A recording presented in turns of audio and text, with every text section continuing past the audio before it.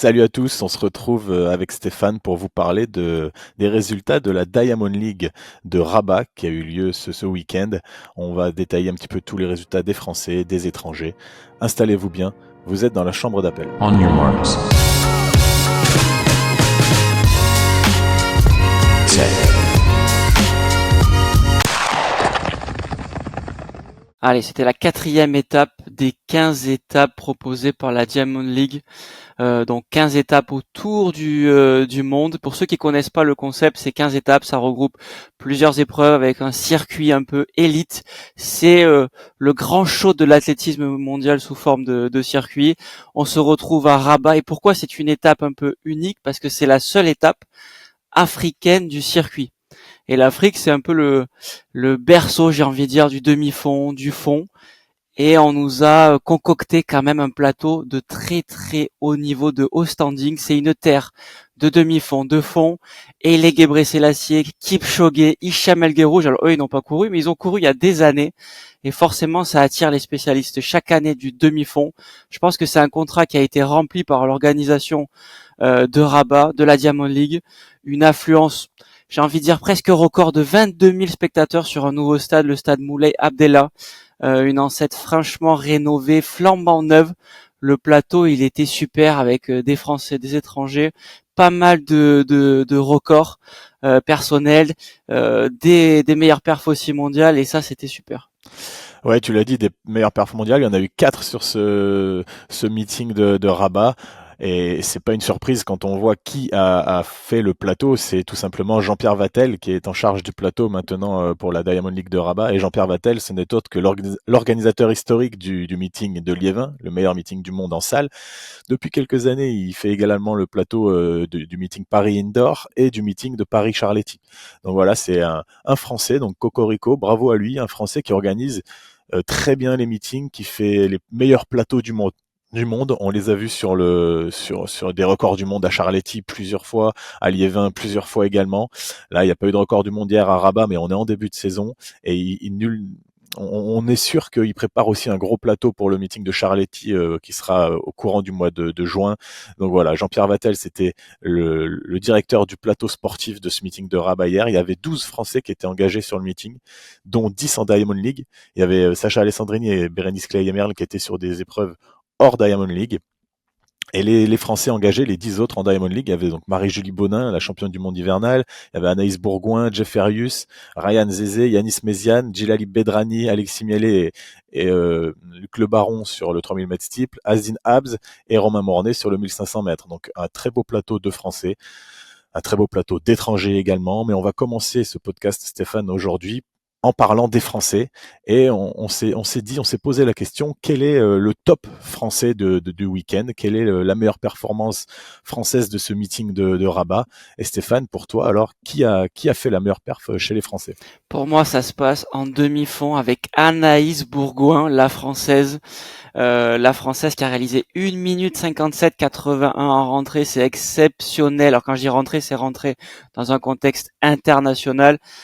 1 minute 57,81. C'est la 3e meilleure performance française de tous les temps, derrière Patricia Djaté qui détient le record de France en 1,56,53. Renelle Lamotte a réalisé une 57,06 l'année dernière.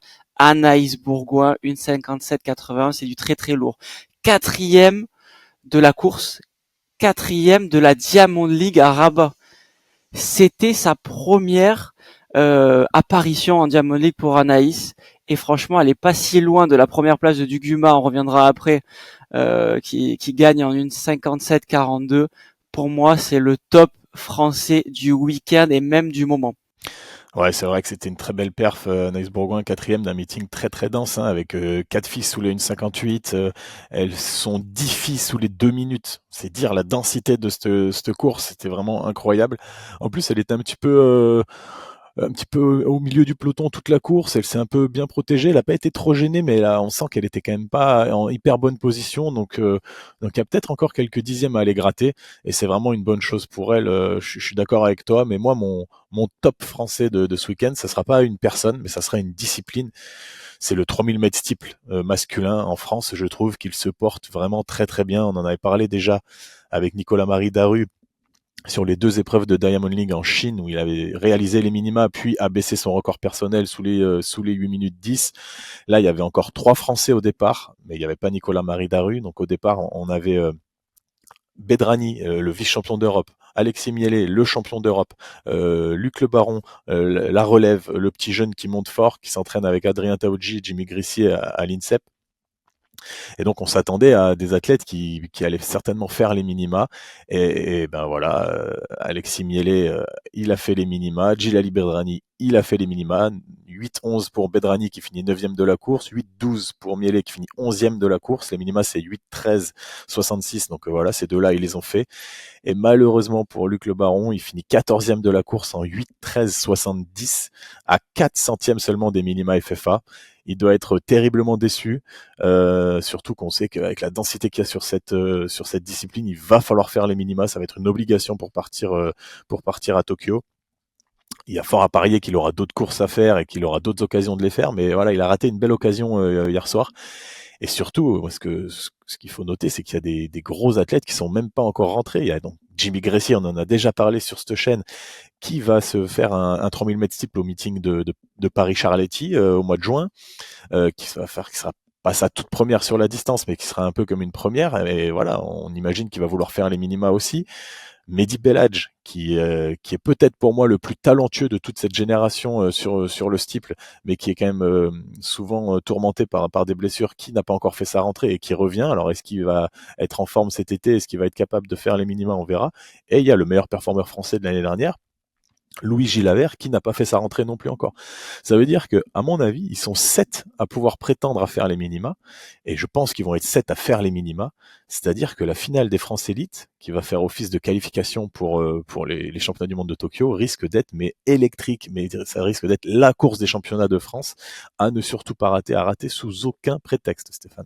Non, cette course, elle va être dingue. On a déjà hâte de voir ça à Talence en août prochain. Par contre, j'ai juste envie de revenir sur l'affrontement qui pourrait avoir lieu aussi avec Nicolas-Marie Daru, qui a une petite longueur d'avance, j'ai envie de dire, sur Djilali Bedrani et Alexis Miele sur le chrono. Mais un Jimmy Gressier au milieu de ces mecs expérimentés, qu'est-ce que ça va donner? Est-ce qu'il va être capable de partir plus vite que les autres? Est-ce qu'il va gérer ces barrières-là? C'est vraiment un gros point d'interrogation de le voir courir.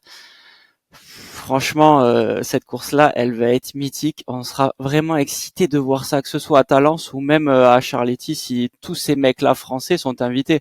On sait qu'en Diamond League, c'est un peu particulier. Il faut que le plateau soit refait par Vettel pour qu'on puisse avoir tous les Français.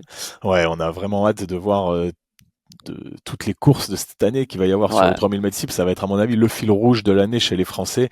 Voilà, on est très curieux de voir comment ça va se finir en tout cas. On a parlé des tops français. Forcément, s'il y a des tops, ça veut dire qu'il y a aussi des flops. Donc on va un peu parler de Stéphane, la moins bonne performance des Français. C'est un peu délicat de parler de ça parce que nous on est supporters aussi des Français, mais il y a des Français qui ont moins brillé que ce qu'on aurait pu attendre. Et pour toi, Stéphane, c'est qui le Français qui a le moins brillé à Rabat? Allez, je vais être un peu dur, mais moi je dis c'est Asdin Abs, notre Français, sur 1500 mètres homme. Je dis pas que c'est un flop, je suis trop dur en disant ça, mais je pense qu'il avait les jambes et il avait la course qui était pas parfaite, mais qui il aurait pu finir premier. Là, il finit quatrième. Je pense qu'il est déçu, quatrième d'une course où il aurait dû gagner. Alors c'est trop facile de dire avec des si, on pourrait refaire toutes les courses. Mais un lièvre très très bizarre, des bousculades, une course très particulière, beaucoup de coureurs au départ. Je pense qu'il a pas accroché le bon wagon, il a mené, tous les mecs se sont servis de lui comme si c'était un lièvre. Il finit quatrième au terme d'un finish pas à son aise. Il finit en 3,32, c'est une bonne perf, mais c'est le seul athlète de toute la start list à ne pas faire un season best ou un record personnel. Donc pour un centième, il égale pas sa meilleure perf qu'il avait réalisé cet hiver en 3,32 également. Mais un petit coup de gueule parce qu'il aurait pu faire beaucoup mieux, Abs, et on est un peu déçu, même si la course était dure, remportée par un Américain complètement inconnu au bataillon qui fait 3,31. Il explose son record de 6 secondes, on va le voir après. Mais Abs, je m'attendais à un tout petit peu mieux de stratégie peut-être. un meilleur positionnement dans une course qui était pas facile, il aurait pu gagner cette Diamond League. Ouais, je suis complètement d'accord avec toi, mais je te trouve quand même super dur parce que Habs, franchement, il a joué le jeu. Je pense pas qu'il s'en foutait un peu de gagner et lui, il voulait faire un chrono et les lièvres sont partis. Personne n'a vraiment suivi. Tout le monde Ouais, s'est un peu regardé. Lui, il s'est mis en tête du peloton. Du coup, en fait, c'était lui le lièvre de la course. Il a mené quand même le peloton oui, à 10 mètres derrière les lièvres pendant 1350 mètres quasiment, hein. Il s'est fait dépasser, même pas pendant 1400 mètres, il s'est fait dépasser que dans la dernière ligne droite. Donc très dur pour lui. Je pense qu'il avait envie de courir vite et ben voilà, il fait 3,32. C'est sûr que c'est pas une course parfaite stratégiquement, mais des fois il faut savoir prendre les responsabilités. Je pense qu'il est en forme. Habs. Moi, je pense qu'il va être fort cette année. En tout cas, il dégage quelque chose de beaucoup plus serein et fort que les années précédentes. Mais je suis d'accord avec toi qu'il aurait pu et dû gagner cette course. Mais si on voit un peu à long terme, je pense que cette course va lui servir pour la suite de la saison. Moi, mon flop français, alors on en a beaucoup parlé déjà de cet athlète, et plutôt en bien, mais là je le trouve un petit peu perdu sur les pistes ces dernières semaines, c'est Ryan Zezé. Alors, je me pose des questions, parce que là, il fait 20,68 je crois, une perf vraiment moyenne, dans une course qui est allée relativement vite, en plus 20,04, donc les conditions étaient correctes pour sprinter. Mais alors Ryan Zezé, est-ce qu'il serait pas complètement cramé là déjà au mois de fin mai? Est-ce qu'il serait pas cramé? Ça fait depuis le mois de mars il a fait des grosses perfs, hein, en altitude. On a vu à Albuquerque avec du vent dans le dos, pas mal aux États-Unis. Il a sorti des grosses perfs. On a beaucoup parlé de lui en début de saison. Sur 400 mètres, il est en train de faire une belle saison sur 400 mètres. Alors, est-ce que le fait d'avoir préparé le 400 mètres lui est préjudiciable pour le 100 et le 200 mètres? Est-ce que les conditions n'étaient vraiment pas terribles à Rabat? Ou alors, est-ce qu'il est un peu cramé en ce moment et ça va être compliqué pour lui de redresser la barre? Ou alors, il y a une autre chose, et j'espère pour lui que c'est cette raison-là, est-ce qu'en fait, il s'en fout de faire des mauvaises perfs en compétition et qu'il est en pleine préparation pour vraiment être en forme au mois de septembre. Il refait peut-être un gros cycle de travail pour bien s'entraîner et être en forme en septembre et tout casser en septembre. Mais d'expérience et avec l'expérience qu'on connaît de Ryan Zezé, il commence souvent ses saisons de manière tonitruante et après c'est un peu compliqué pour lui. Donc on espère. Moi j'espère vraiment que ça va le faire pour lui cette année. ouais. Alors là, tu vois, tu me trouvais un peu dur sur Habs. Bah là, je te trouve un tout petit peu dur sur Ryan Zezé, Alex, parce que 20,68, oui, le chrono est pas bon. L'attitude de course était dégueulasse. On va pas se mentir, on l'a connu bien meilleur. Mais je suis pas étonné non plus. Je pense qu'il est dans une grosse phase de préparation. Quand on commence à travailler du spécifique 400, on sait que ça casse un tout petit peu la vitesse. C'est très dur d'être débridé sur des efforts de 200 mètres. On l'a vu sur les premiers 100, 120 mètres. Il n'était pas dans une bonne foulée. Ça ressemblait plus à une crispation. Il se forçait pour aller vite. Euh, Moi, je suis pas inquiet. Honnêtement, je suis pas inquiet. Après, il y a peut-être autre chose qui peut expliquer sa méforme actuelle, parce qu'il a fait 20,50 aussi la semaine Oui. dernière dans un meeting, je sais plus où c'était, Stéphane, tu te souviens toi? Non, je sais plus, mais j'ai vu le résultat effectivement passer. Ouais, Ouais. je crois que c'était à Savona, là où Pablo Matteo a fait 10,00 je crois. Bref, il a fait 20,50 la semaine dernière également, donc c'est pas des grosses performances, mais il y a peut-être une explication aussi, c'est que, souvenez-vous, il a fait le Grand Slam Track à Miami. Oui. Il a fait les mondiaux de relais en Chine. Donc Miami, Chine, c'est quand même pas à la porte à côté. Là, il est de retour en Europe. Il a beaucoup enchaîné depuis le mois de mars. Moi, il y a une question que je me pose également concernant Ryan Zezé, c'est qui gère sa programmation? Comment est-ce qu'ils font vraiment des choix où ils prennent tout ce qui passe? Est-ce que vraiment sa saison elle est planifiée ou c'est un petit peu à l'emporte-pièce? Parce que bon, la sélection en Chine, il était obligé de le faire. C'est la sélection équipe de France, ça se refuse pas, ou alors c'est compliqué. Le Grand Slam Track, c'est pareil. Il y a de l'argent à prendre. C'est clair. Moi, c'est deux choses qui sont incontournables. Il fallait qu'il les fasse et aucun problème là-dessus. Par contre, aller courir à Savona et faire la Diamond League de Rabat. Alors la Diamond League, pareil, c'est un peu intéressant, mais Savona vraiment pas intéressant. Diamond League de Rabat, c'est un truc. Si on voit qu'on n'est pas en forme, allez, on peut se mettre de côté, faire un petit cycle d'entraînement, de régénération et revenir quand on est en forme. Ou alors peut-être qu'il a vraiment, il s'en fout qu'on parle mal de lui ou qu'on critique un petit peu. Et encore une fois, c'est de la critique bienveillante. Hein. Nous, on veut que les athlètes français perfent, mais on se pose des questions. Et ben, dites-nous, vous, si vous avez déjà des réponses à ces questions, si vous avez un avis là-dessus. Mais c'est sûr que Ryan Zezé, ce week-end, il m'a interrogé. Ouais, je comprends aussi ta remarque, ça c'est sûr. On parlait du Grand Slam Track. Là, on vous propose de faire un top de la compétition, un top général. Pas forcément que des Français. Là, on a vu les Français, le top et le flop. Et vous voyez qu'on est plutôt d'accord avec Alex sur les tops, sur les flops un tout petit peu moins. Mais là, on va parler des top 3 du meeting. Meeting en général. Toi, Alex, je suis sûr que tu vas nous dire que c'est la rentrée de Finkeball, la néerlandaise sur 400 mètres haies, parce que tu adores cette discipline-là. C'est une belle perf qu'elle nous a tapé. Là aussi, moi j'ai envie de nuancer, mais on va en parler.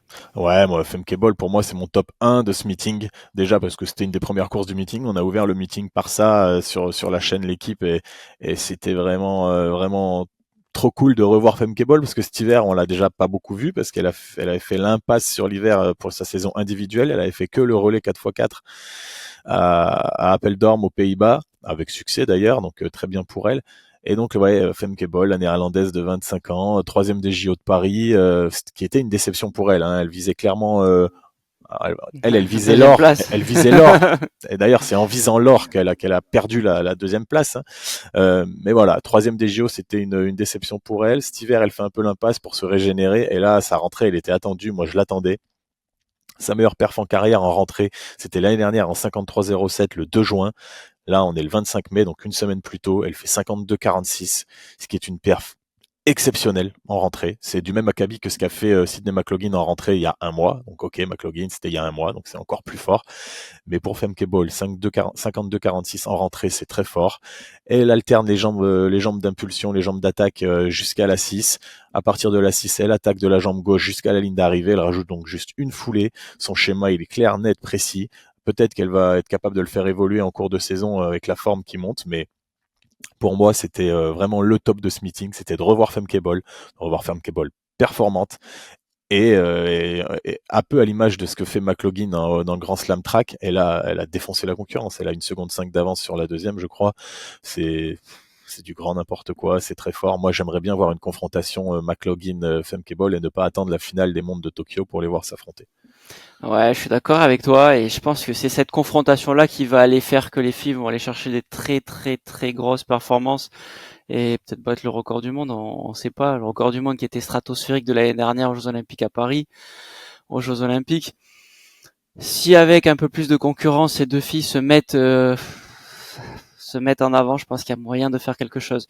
À noter quand même que 52-46, c'est une seconde de mieux que la troisième meilleure performeuse de l'année. Donc ça aussi, c'est quand même fou de le souligner. Donc il y a Sydney McLaughlin qui a fait 52-07, Finkeball 52-46, et après c'est une Canadienne qui a fait 53-46, Sunderland. C'est voilà, on sait que ça va se jouer entre ces deux filles. Je pense qu'il y aura pas d'autres filles dans l'équation et j'ai envie vraiment qu'elles se tirent la bourre toute l'année. On sait que Sydney McLaughlin ne va pas courir au Grand Slam Track sur le 400 mètres haies, c'est annoncé. J'espère que Finkeball, elle, va pouvoir refaire un 400 mètres haies pour se mettre au même niveau de performance que Sydney, pour que la prochaine étape d'une Diamond League, on puisse les voir ou ensemble ou pas, mais en confrontation directe ou indirecte. Après, au Grand Slam Track, il y a Anna Coquerel qui va faire sa rentrée, la Oui. vice-championne olympique. Donc, assez curieux de voir si elle va être capable de faire perdurer ce trio des Jeux Olympiques devant Femke Bol, elle, Anna Coquerel. Donc, à voir. Moi, je suis assez curieux de voir ce qu'elle va donner. En tout cas, elle a le champ libre puisque tu l'as dit, McLaughlin ne sera pas sur le 4H. Donc, ça, c'est une bonne chose. Toi, c'est quoi ton top 1 du meeting, Stéphane? Pour moi, c'est un coup de cœur. On l'avait eu au Grand Slam Track à Miami, au stade de Miramar avec Alex sur le 400 mètres. C'est Jacori Patterson, l'Américain. Vous vous rappelez, c'était le vendeur. Je sais toujours pas s'il est vendeur, le livreur, pardon, de chez UPS. Peut-être qu'il a eu un changement de contrat. Pour rappeler un peu la petite histoire.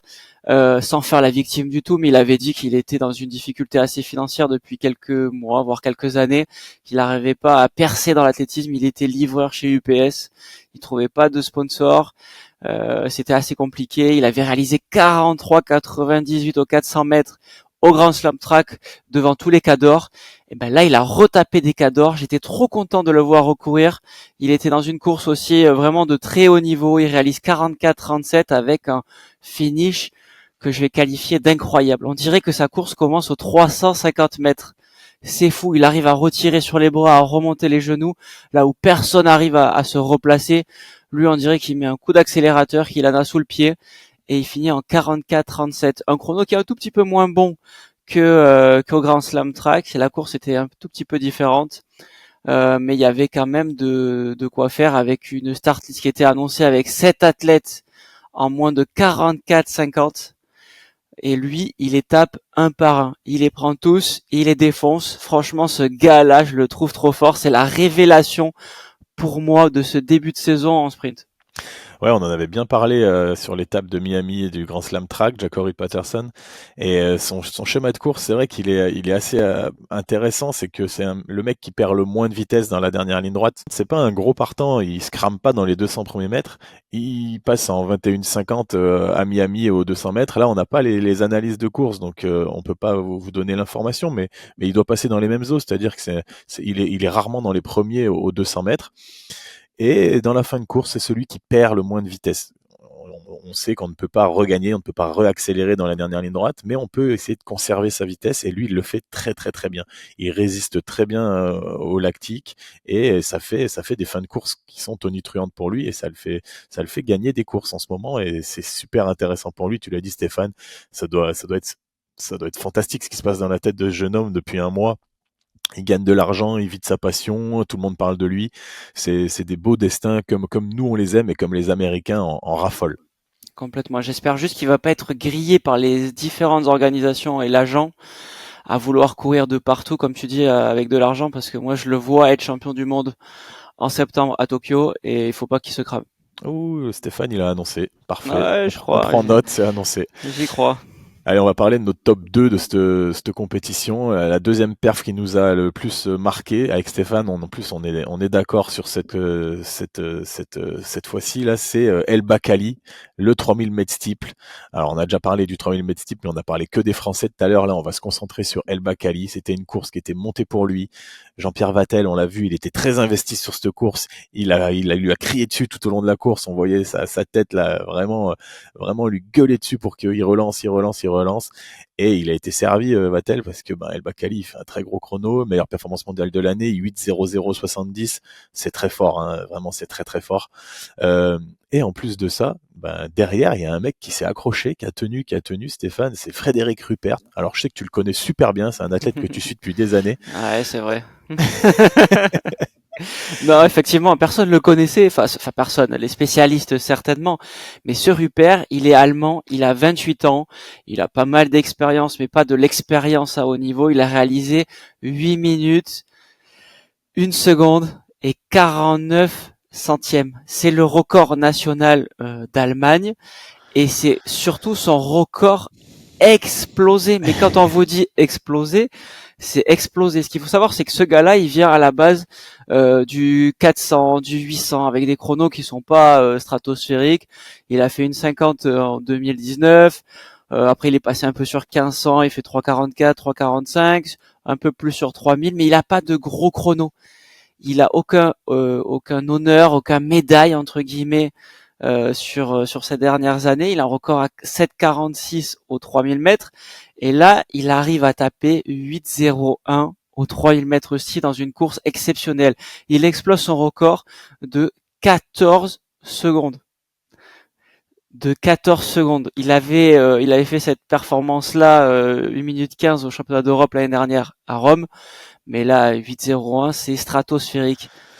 Ah, il a failli gâcher la fête parce que bon, Ouais. la course était montée pour El Bakkali, c'était au Maroc, chez lui. Lui, El Bakkali, il est double champion olympique. On l'a vu, le stade était rempli. S'il était rempli, c'était pour El Bakkali. C'était la dernière course du programme. Pourquoi? Pour mettre à l'honneur El Bakkali et le faire briller à domicile. Donc tout était réuni pour que El Bakkali brille. Finalement, ça a été le cas. Mais Rupert, il a fait planer un gros doute sur la performance finale. On l'a vu à un moment donné presque se dire, il va gagner, il va le remonter dans la dernière ligne droite. C'était fou. El Bakkali, en plus, il était un petit peu en perdition sur les 200, 300 derniers mètres. Donc c'était fou.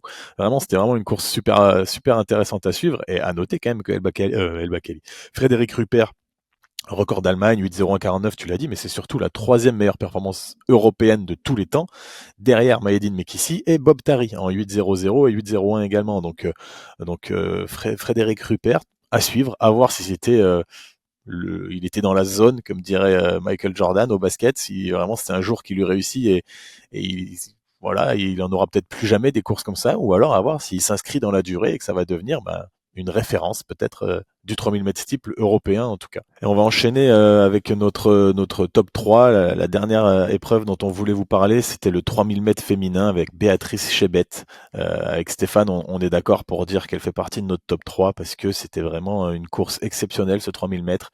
La Kenyane qui n'en finit plus d'impressionner. Hein. Elle a déjà des médailles d'or à Paris, on l'a vu cet été. Là, elle était alignée sur le 3000 mètres, qui est une discipline qui n'est pas olympique et qui sera pas au championnat du monde, mais souvent on voit cette distance en meeting. Et là, elle a fait une perf exceptionnelle. 8-11, c'est la deuxième meilleure performance mondiale de tous les temps. Derrière, le record du monde en 8-06, mais on va en reparler un petit peu après avec Stéphane. Ce record qui est quand même, on va dire, controversé. Chebet, elle a fait 2,44, 2,46 au 1000 et elle finit en 2,41. Donc elle en avait quand même sous le coude, elle était partie sur des bases de 8,15, c'était ce qui était demandé. Et elle s'est sentie bien dans les 1000 derniers mètres, elle fait 2,41 au dernier 1000, c'est vraiment impressionnant. Surtout qu'elle est toute seule devant, il n'y a plus de lièvre à ce moment-là, donc il y a la wave light, certes, mais il n'y a plus de lièvre. Donc c'est vraiment une très très grosse perf, on s'en rend pas assez compte, je pense. Je trouve que Chebet, elle est sous-cotée à l'heure actuelle. On parle vraiment des stars masculines du demi-fond, des Kenyans, tout ça, mais on parle pas beaucoup d'elle. Et moi, je trouve que c'est une athlète qu'il va falloir suivre parce qu'à mon avis, elle va nous faire des dingueries dans les prochains mois et dans les prochaines années parce qu'elle est très jeune en plus de ça. Non, non, c'est complètement fou ce qui s'est passé. On se rend pas assez compte, tu l'as dit, c'est sous-coté. Alors, elle a fait 8-11. Le record du monde, c'est 8-6, 8 minutes et 6 secondes par Yang Xiang, une chinoise il y a quelques années dans une période très, très, très, très sombre du demi-fond et du fond en athlétisme dans un contexte très international. Ce record du monde-là, on va s'attarder mais une minute parce qu'il faut qu'on vous l'explique. Ça s'est passé en 1993 à Pékin, en Chine. Et cette Yang, elle a fait 5 courses en 5 jours. Déjà, c'est pas mal. Mais le premier jour, au lieu de faire un 800 ou un 1500, elle a fait un 10 000 mètres. Un 10 000 mètres couru très très rapidement, pas très loin du record de Chine, il me semble. Et le dernier jour, donc elle a fait un 800, un 1500, et le dernier jour, elle le finit sur la finale du 3000 mètres des championnats de Chine, et elle explose le record du monde en 8 minutes et 6 secondes. C'est-à-dire qu'à sa cinquième course, elle le fait 8 minutes 6. Donc c'est-à-dire qu'elle mettrait 5 secondes à Chebet aujourd'hui dans une course qui a été, à mon avis, montée de toutes pièces, on va pas se mentir, avec 3 Chinoises ce jour-là qui finissent dans le top 3 et top 4 all-time des résultats. Je sais même pas s'il faut y croire. Moi, j'y crois pas un instant. Bah non, de toute façon, cette Zhongxia Wang, elle a avoué quelques années plus tard qu'elle avait pris des produits, que leur entraîneur, l'armée de Ma, donc Ma c'était leur entraîneur, les dopés leur disait de prendre des produits interdits, et lui il se cachait. Je me souviens, il y avait une formule à l'époque où il avait dit ah, la réussite de mes athlètes c'est parce qu'elles boivent du sang de tortue à carapace molle. Donc ça avait fait un peu rire tous les médias à l'époque. Il s'était caché derrière ça pour expliquer les performances de ses athlètes. Mais 8,06 en 1993 sur 3000 mètres féminins, soit ils ont fait un tour en moins, soit elle était chargée comme une mule, cette Zhangxia Wang. De toute façon, la question ne se pose pas, elle l'a avoué. Et même World Athletics s'est posé la question à un moment donné de savoir s'ils allaient même pas retirer ces records du monde et les mettre à jour parce que voilà, il y avait aucun doute n'est fait sur le fait qu'elle était dopée. Donc on peut imaginer que Béatrice Chebet, elle a fait le record du monde hier. Ça en dit long sur sa performance. C'est pour ça qu'on voulait la mettre à l'honneur et en parler dans notre top parce que c'est vraiment une performance de fou. Pour information, elle est devant Dibaba ou Tsegay au bilan. Voilà, c'est Dibaba, c'est Tirounej, Genzebe Dibaba, c'est des filles qui ont fait les records du monde, qui sont des stars de l'athlétisme mondial. Et ben Chebet, avec cette perf-là, elle les a battues, elle les a défoncées. Donc bravo à elle. Ouais, pour qu'elle puisse battre ce record officiellement, j'ai envie de dire, de 8 minutes 06, qu'est-ce qu'il lui faudrait? Il lui faudrait peut-être une lièvre, mais une lièvre, il faut la trouver, cette lièvre qui peut tenir peut-être jusqu'au 2000. La seule qui est capable de faire ça, c'est Kipyegon. C'est sûr. C'est sa compatriote Kipyegon qui pourrait s'organiser de manière à faire une course un peu d'équipe pour aller chercher ce record du monde. Ça, c'est aux agents et aux organisateurs de gros meetings de pouvoir organiser ça. Ouais, en tout cas, moi j'ai hâte de la revoir courir Chebet parce que c'est tellement beau, c'est tellement facile quand elle court que ça fait un peu rêver. Allez, maintenant on a fait le top 3 avec Stéphane, donc on est un peu d'accord sur El Bakkali, sur Chebet. Moi j'ai parlé de Femke-Bol, Stéphane de Jacori Patterson. Et maintenant on va passer à la partie un petit peu moins cool, mais c'est bien d'en parler aussi. C'est le flop 3 de ce meeting de Rabat, cette Diamond League. Stéphane, toi, qu'est-ce qui t'a le moins plu dans ce meeting? Bah, j'ai envie de dire encore une fois un Diamond League depuis les premières éditions, les premières étapes en Chine. On est à la quatrième étape et je suis toujours pas satisfait des résultats sur 100 et sur 200. Pour moi, le sprint court en Diamond League, je me régale pas. J'ai qu'une envie, c'est d'aller voir le Grand Slam Track en Philadelphie à la fin du mois et c'est le seul truc qui m'excite par rapport à ces résultats en sprint. On parle du 100 mètres avec Tebogo apparemment blessure. Ok, il était annoncé comme la grande star un peu de ces Diamond League. Pour le moment, on ne le retrouve pas. J'espère vraiment qu'il va nous sortir des très grosses performances sur les prochaines étapes s'il est bien remis. Il aurait annoncé une blessure récurrente dans son corps, donc à voir comment c'est possible de faire. Le retour de Sherika Jackson en 0,4 au 100 mètres, c'est très bien, mais quand je vois les résultats du Grand Slam Track avec du 10,75, 10,79 et bon nombre de filles à moins de 11, ben je me dis que le niveau en Diamond League du sprint court, il est pas suffisamment intéressant pour que je puisse m'y attarder.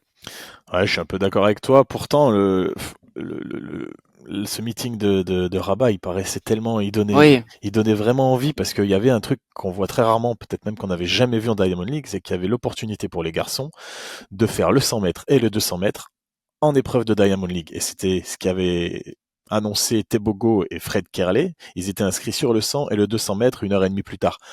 Donc moi franchement c'était alléchant, ça faisait un petit peu rêver. On voulait voir Tebogo enchaîner le 100-200, Fred Kerley enchaîner 100-200. Et bon, Tebogo, on l'a dit, 10,43 au 100 mètres. Je pense que le karma le rattrape parce qu'il avait annoncé que ça y est, sa saison allait commencer, qu'il allait enfin pouvoir courir des vraies courses avec des vrais adversaires. Bon ben, il est fini dernier de la course. Super.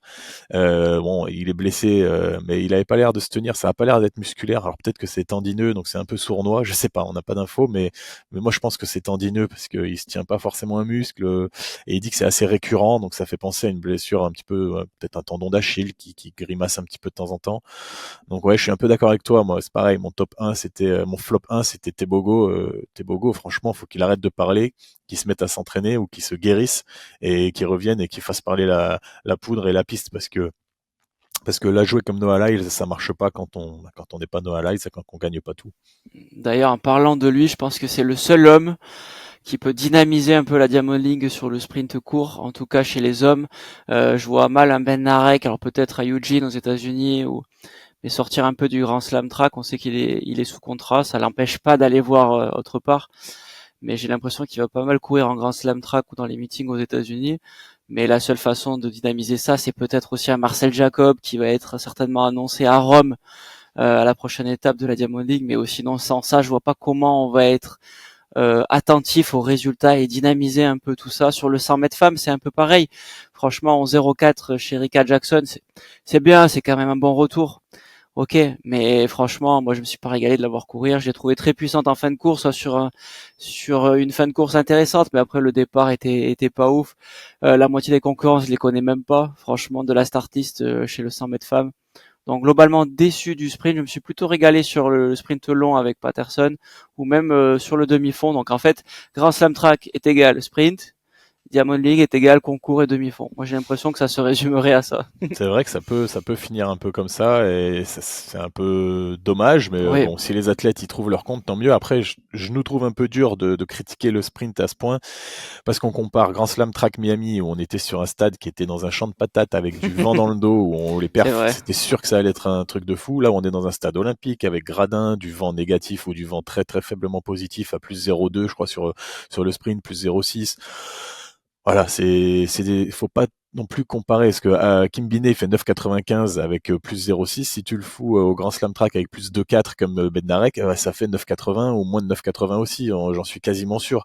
Donc il faut être capable à chaque fois de relativiser toutes les performances, que ce soit quand elles sont bonnes comme quand elles sont mauvaises. Mais voilà, moi je voulais parler de Tebogo parce que moi je l'ai beaucoup défendu, mais là je suis pas content, là je suis colère. Et donc voilà, c'est pour ça qu'on a mis un petit peu la même chose en flop 1, c'est voilà, le sprint court et Tebogo. Le flop 2, bah, Moi, j'ai envie de parler de la perche féminine parce que après, elle souffre de la comparaison avec la perche masculine qui est exceptionnelle avec Duplantis. Là, la victoire du meeting de Rabat hier, c'est à 4,73 m. À Doha, déjà, c'était pas allé bien haut. 4,73, c'est bien, mais voilà, après c'est 4,63. La quatrième est à 4,50 m. C'est vraiment pas des beaux concours, ça va pas très haut. Alors voilà, peut-être les conditions de vent également, mais là j'avais l'impression qu'il y avait pas beaucoup de vent hier, donc les filles étaient toutes très bien réglées à 4,50, 4,63, c'était déjà moins bien, et après plus personne est là à 4,73. Voilà, moi la perche féminine, là je suis un petit peu déçu. Alisha Newman, 4,20 m alors qu'elle est médaille olympique. Molly Caudry, qui a été championne du monde l'année dernière, là elle est non partante. Et la championne du monde de cet hiver française, Marie-Julie Bonin, 4,35 m. Alors elle, j'ai pas envie de lui taper dessus parce que Marie-Julie, elle a eu un hiver voilà parfait, tout s'est très bien passé pour elle, mais elle a eu un printemps pour l'instant très compliqué. Elle a eu une intoxication alimentaire juste après son titre mondial en Chine. Elle a perdu beaucoup de poids, elle a galéré à récupérer toutes ses qualités musculaires. Là, elle était en stage en Martinique avec son groupe d'entraînement et son entraîneur Damiel de Séville. Elle a eu un petit pépin au quadriceps. Elle s'est fait un petit grade 1, donc elle a dû le gérer. Pour autant, elle n'a pas voulu décaler sa rentrée, quoique elle n'a pas fait les interclubs par précaution, mais elle n'a pas voulu décaler sa rentrée internationale de Diamond League. Elle a quand même tenu à aller à Rabat pour se confronter aux meilleurs, et je trouve que c'est une bonne chose d'accepter d'être pas en forme et d'aller affronter les meilleurs. Là, elle fait 4,35 m, elle finit 8e du concours. Moi, je lui en veux pas. Il faut la préserver, il faut pas lui mettre trop de pression, Marie-Julie. Elle a fait un hiver exceptionnel. La saison est très très longue, elle a raison de prendre son temps, et je trouve que c'est une bonne chose d'aller en compétition, même quand on n'est pas prêt des fois, malgré son statut maintenant qui va être lourd à assumer. Mais nous, on va la soutenir, Marie-Julie, on n'est pas là pour lui taper dessus. Donc courage à toi, Marie-Julie, et on va te suivre, nous. Non, c'est vrai, c'est un statut pas facile à assumer, tu l'as dit, mais bon, à 4,73, c'est des perfs un peu moyennes, ça c'est sûr. Je pense que ça va revenir petit à petit, mais c'est un peu tous les concours quand même que j'ai trouvé un peu moyens. La hauteur garçon se gagne en 2,25, avec pas mal de gars en 2,21 dans le concours. Il manque vraiment des têtes d'affiche sur la hauteur, ça c'est une évidence. On prend le poids homme, c'était un tout petit peu mieux avec quand même une meilleure performance mondiale à 21,97. Il y a eu du 21,95, c'est déjà mieux. Mais il manque des petites choses sur ces concours-là, et très déçu de pas avoir de haies quand même à ce concours-là, à ce meeting-là. Il y avait un 100 mètres haies femmes qui est organisé hors Diamond League, mais il manquait peut-être un peu plus de courses de haies. J'aurais trouvé ça un peu plus sympa. Et moi, il y avait un flop quand même aussi, c'était le concours du javelot féminin, où j'adore ce lancer-là. Je trouve exceptionnel le lancer de javelot. Pour moi, c'est le plus beau des lancers, je vous le dis. Mais un peu déçu des performances en ce moment sur le javelot. Là, on parle de 60 mètres, 62 mètres, avec pas mal de filles en 55, 57. Bon, il manque encore aussi des têtes d'affiche, et je pense qu'il faut que les médias s'intéressent un tout petit peu plus aux filles et aux garçons sur le javelot. Le garçon, c'est déjà fait avec la dernière édition de la Diamond League qui avait été exceptionnelle. Mais là, chez les filles, il faut qu'on en parle un peu plus. Et je pense que ça va dynamiser un tout petit peu ce concours-là. Ouais, c'est vrai que c'est des disciplines qui manquent de Mhm. tête d'affiche. Ouais. Même nous, spécialistes de l'athlétisme, ben, franchement, je suis pas capable de te sortir le podium olympique du lancer de javelot. Mm. Donc, toi, c'est pas normal. Il faut qu'on soit plus intéressé et qu'on s'intéresse plus à ce jeu, ces disciplines-là. Et c'est vrai qu'hier, c'était pas un très grand concours de javelot féminin. Et moi, j'ai envie de parler d'autre chose, un dernier flop, on va dire, et je vais l'attribuer à Jean-Pierre Vatel pour finir, alors qu'on l'a encensé au début. Mais en fait, en faisant ce podcast, je me rends compte que Jean-Pierre Vatel, en fait, il a fait un plateau de fou sur les épreuves de demi-fond. Tu l'as très bien dit, Stéphane, la Diamond League de Rabat, c'était une épreuve de demi-fond. Mais là, on vient de le voir dans d'autres concours, dans d'autres disciplines comme le sprint féminin, tu l'as dit, mis à part Sherika Jackson qui gagne 11,04, d'accord, le plateau, il est horrible sur le 100 mètres féminin. Tu l'as dit, les 7 autres concurrentes, moi je les connais quasiment pas. Franchement, c'est des américaines inconnues, c'est des athlètes qui sont moyennes. Alors ok, elles courent un peu vite, il y a pas de souci, ça fait des résultats qui sont corrects. Mais ça manquait de stars, ça manquait de paillettes sur le sprint. Et donc là, Jean-Pierre Vatel, trouve-nous des gars sur le sprint aussi un petit peu là, va chercher des bons gars, va chercher des Noah Lyles, va chercher des Shane Thompson. Euh, ouais, donc Jean-Pierre Vatel, très très très fort pour le demi-fond, mais on espère que pour Paris, de toute façon, il y aura les Français, ça c'est sûr, mais que pour Paris, il nous réserve de belles surprises et de beaux records du monde. On sait que ça lui tient à cœur d'avoir des meetings avec des records du monde de Jean-Pierre Vattel. Ouais, complètement, tu l'as dit. En tout cas, la prochaine édition, ce sera à Rome, la prochaine étape de la Diamond League. Et là, quand on voit la start list qui commence à sortir, on risque pas d'être déçu, notamment en sprint ou même sur les sauts. Ça devrait être exceptionnel. Et on parlait tout à l'heure de Chebet. Là, ils annoncent la tentative de record du monde sur 5000 de Chebet. Donc ça devrait être exceptionnel. Elle est à 5 secondes de ce record du monde et j'ai très très hâte de vous faire un retour de ce qui va se passer parce que si ce record du monde il est battu, ce sera dingue parce que ce sera peut-être le début d'une nouvelle ère pour Béatrice Chebet pardon, qui devrait battre tous les records du monde chez les femmes, en tout cas à partir du 3000. Ouais, on a hâte d'être à Rome le 6 juin. Et entre-temps, il y aura eu le Grand Slam Track de Philadelphie aussi fin mai. Donc là, voilà, on est en plein dans la saison athlétisme. On se tient au courant pour parler de tout ça et à très bientôt les amis. À bientôt.